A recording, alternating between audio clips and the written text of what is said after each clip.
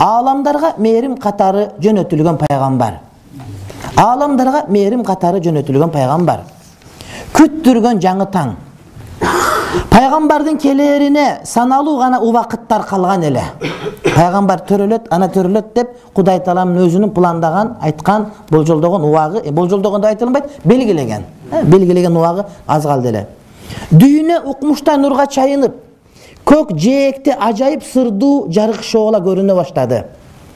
Таң шооласы адам баласынын аң сезимине, жан дүйнөсүнө катуу таасир эткендиктен көптөгөн меккеликтер акыркы пайгамбардын келерин иштен сезип, мына эми чыгайын деп калган, көрүнүүгө аз калган бул пайгамбарга шашылгыла, руху менен журулуш кыла, ага ыйман келтиргиле деп үгүт насаат айтууда дейт. Анткени меккеликтер дагы билет эле ага чейинки бүт китептердин баарында пайгамбар келе турган анык болчу. Аларга жөөттөр арашышаганда жөөттөр ушундай Мухаммед сындуу пайгамбар келет деген, бирок алар өздөрүнөн күтүп атышкан, урматтуу бир тууганым. Дайыма билесиңерби, жакшылыктын келер астында кыйынчылык жеткен жерине жетип калат да. Ушунчалык болуп кыйынчылык келип, пайгамбардын келе турган убагын адамдардын бардыгы жон тери менен сезип баштаган да. Ушунчалык деңгээлде пайгамбар келет, урматтуу бир туугандар, ошол пайгамбар келгенде ошого ыйман келтиргиле, ошо менен чогуу жашагыла, ошо менен бирге болгула деп, ал эмес меккеликтер бири-бирин айтып калган учур эле, урматтуу бир тууганым. Анткени булар кервен менен жүргөн, тияка барат эле, бияка барат, кабар угуп турат эле дагы, ошону билишет эле. Адамдардын башына кыйынчылык түшүп, мукурап калганда келе турган жакшылыкты күтүп, ошол жакшылык келсе, ошол жакшылык менен кандай иш кылабыз дегенди элдин бардыгы башынан өткөргөн.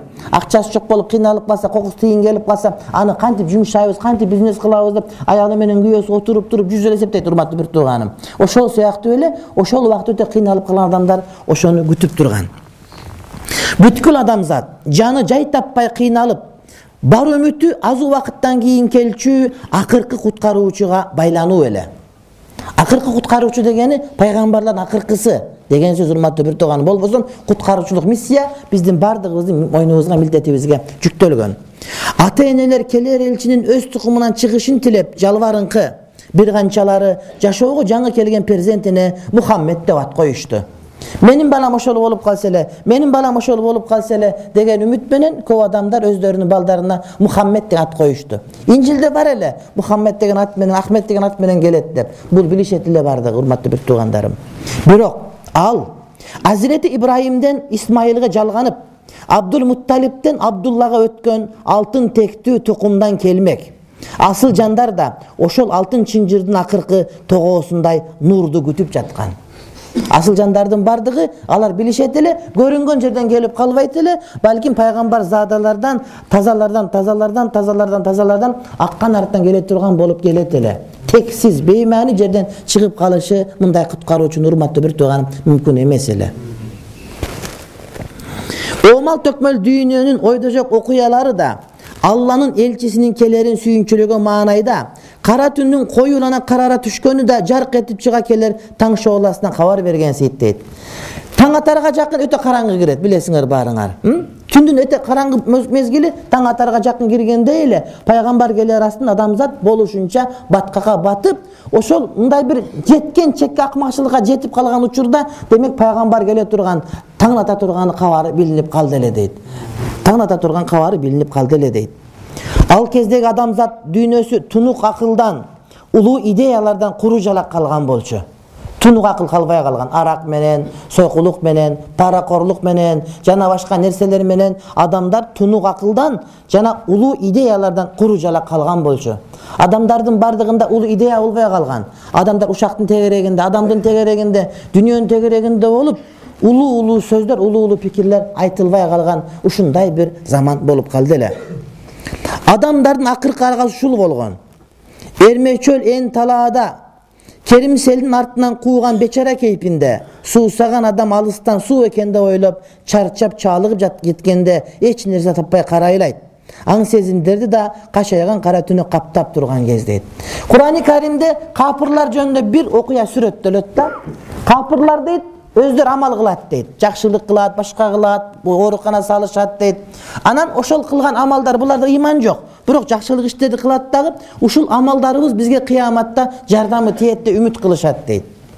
Бирок алардын кылган иши кандай дейт? Булар дейт, билесиңер, чөлдө жүргөндө теп-тегиз жер болгондо суу жок, бирок күндүн закымы ошол жерде Мираж мындай бир жанагы урматтуу бир тууганым суу бардай көрүнөт да, керимсел суу бардай көрүнөт. Барсаң суу жок болот да.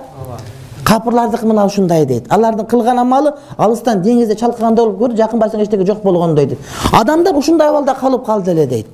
Алар утур бир нерсени көрүп, ушул акыл болсо керек, ушул бизди куткара турган болсо керек үмүт кылышат эле. Бирок ошондой нерсе болбойт айтат урматтуу бир тууганым.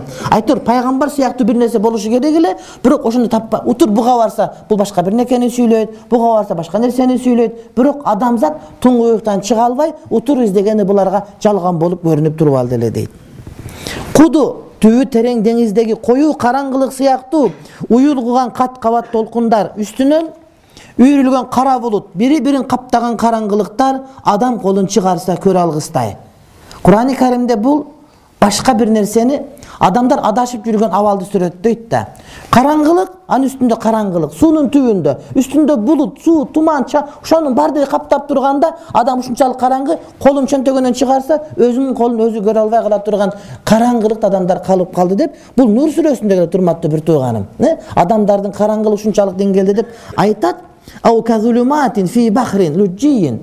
Толкун каптаган деңиздин ичиндеги караңгы зулумтукта калгандай адамдар ушундай абалда калды эле. Адамдар азырда ушундай адамдар бар урматтуу бир тууганым. Мечит бар, башка бар, бирок мечитке жетпейт, акыйкатчынын жолун билбейт, өзүнчө кыйналып тияка барып, бияка барып, тияка барып, урунуп, беринип жүрүшөт. Бул доордун аты жахилия, караңгылык. Бирок билимге карата эмес, ыйман менен ишенимге карата айтылган капырлыктын караңгылыгы болчу. Адамдын билими жок болушу мүмкүн. Адамдын илими жок болушу мүмкүн. Бирок ишенимдин караңгылыгына кирип калса урматтуу бир тууганым, бул адам өтө адашкан болуп эсептелет. Бирок бир адам ишеними бар, ыйманы бар, бирок жогорку билими жок болсо деле бул толук түрдө бактылуу болушу мүмкүн. Эң карапайым кесиптин ээси болушу мүмкүн. Мында жогорку билим, балким орто билим да жок болушу мүмкүн. Бирок ыйман болгон болсо, бул адам жахил эмес, бул адам илимдүү эмес, бирок билимдүү адам болуп эсептеле берет. Бирок кээ бир адамдар жогорку маалыматтуу, илимдин доктору болушу мүмкүн. Ыйманы жок болуп, ыймандын жанагыдай бир караңгылыгына, ыйман жоктукка сиңип кала турган болсо, анда бул адам чындап эле бактысыз адам болот.